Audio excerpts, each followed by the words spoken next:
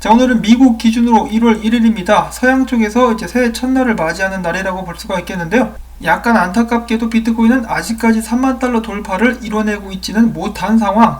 그럼에도 불구하고 이전 고점을 넘어서면서 한때 29,600달러까지 올랐었습니다. 자, 과연 비트코인이 계속해서 강세를 보여줄 수 있을 것인지 기대를 해보면서 오늘 나온 정보들을 짧게 한 번씩 돌아보도록 하겠습니다. 자, 암호화폐 거래소 비트렉스가 익명성 코인이라 불리는 Gcash 모네로 대시를 상폐하겠다고 밝힌 데 이어가지고 해당 코인들이 하락을 면치 못하고 있습니다. 국내에서도 이 익명성 코인들은 여러 거래소에서 상폐가 된 그런 이력을 가지고 있는데요. 이제 미국 쪽 거래소에서도 움직임이 심상치 않다라고 볼 수가 있겠습니다.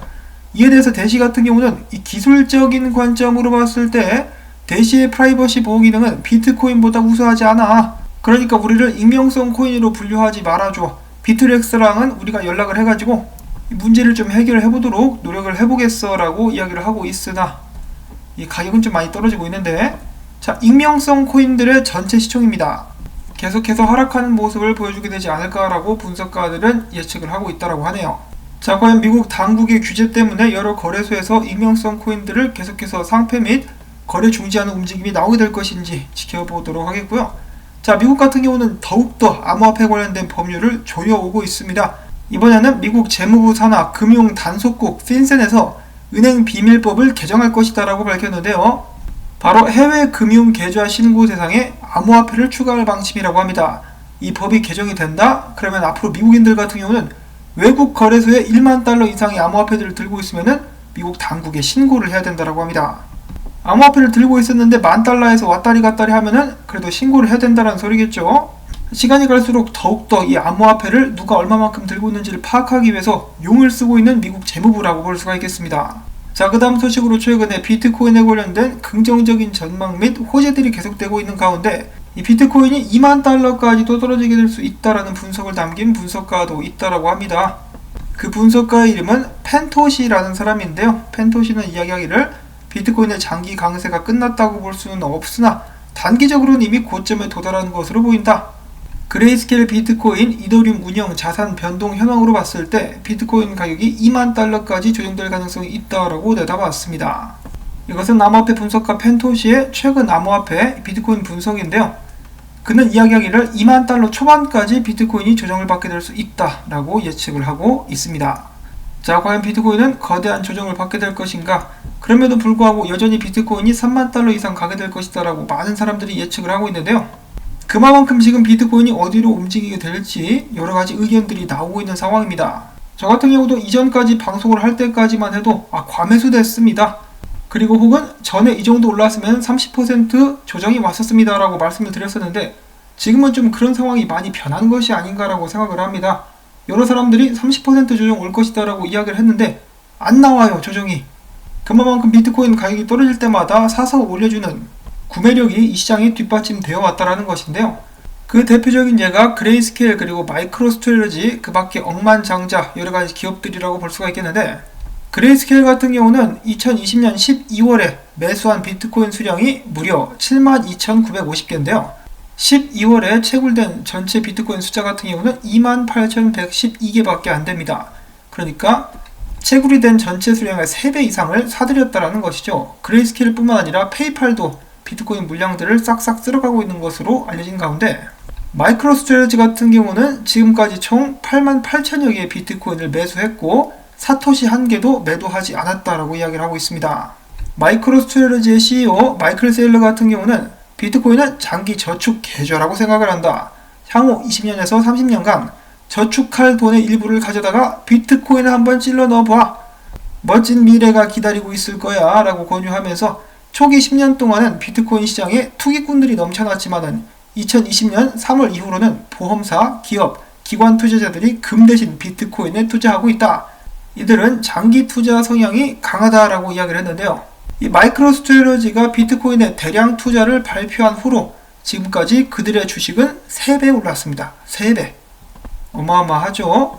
그리고 이 마이크로스트레러지 뿐만 아니라 암호화폐 관련된 사업 및 서비스를 제공하는 또 다른 회사들 갤럭시 디지털, 실버게이트, 스퀘어 등등도 비트코인 가격 상승에 따라서 그 주가가 많이 올랐다라고 하는데요. 갤럭시 디지털 같은 경우는 올해만 952%, 실버게이트는 360%, 스퀘어 같은 경우는 239% 상승했다라고 합니다.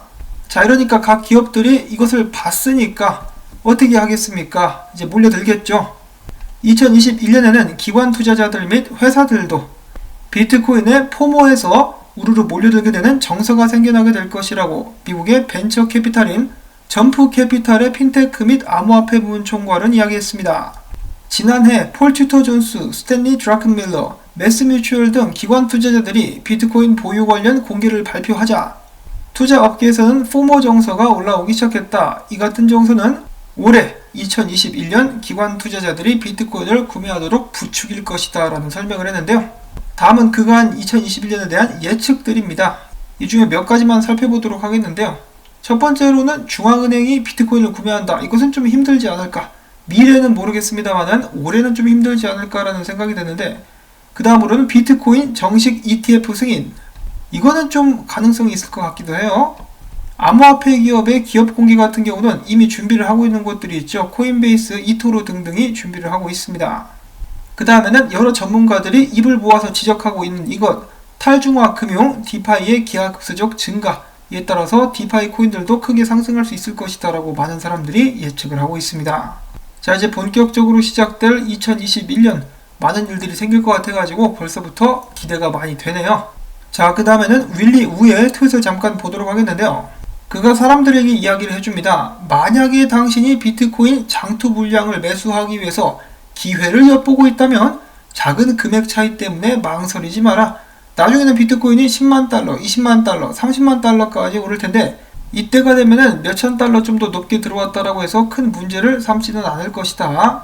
우리는 엄청난 불장 단계에 와 있다. 자본이 암호화폐 시장으로 엄청나게 밀려 들어오고 있다라고 이야기를 하면서 아무래도 지금 가격에 집중하기보다는 수량을 늘리는 데 집중하는 것이 어떻겠느냐, 뭐 이런 식으로 이야기를 하고 있습니다.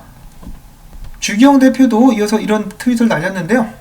최근에 12,063개의 비트코인이 코인베이스에서 빠져나가서 여러가지 콜드 월렛으로 나눠졌다.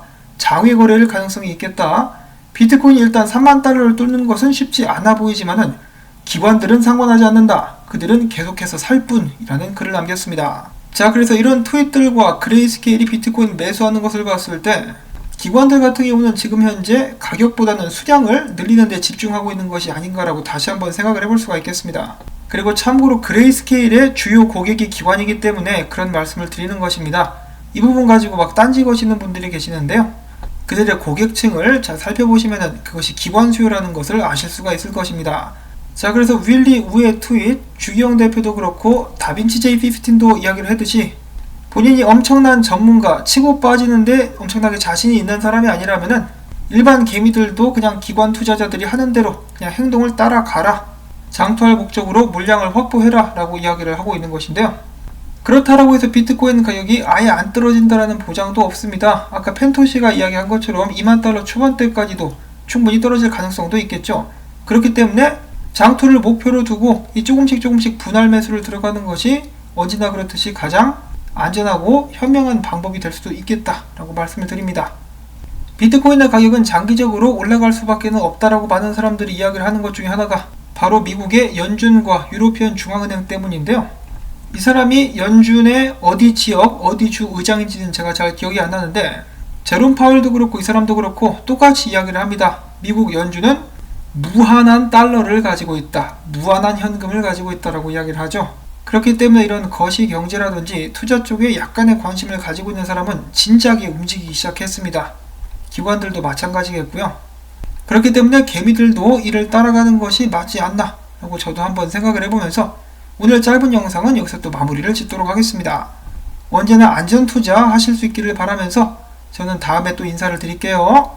오늘 나온 정보들 좀 도움이 된 것 같아 라고 생각하신다면 광고 시청해주기, 여러분들 한 분 한 분의 도움이 모여서 토마토 채널을 유지하는 큰 힘이 됩니다.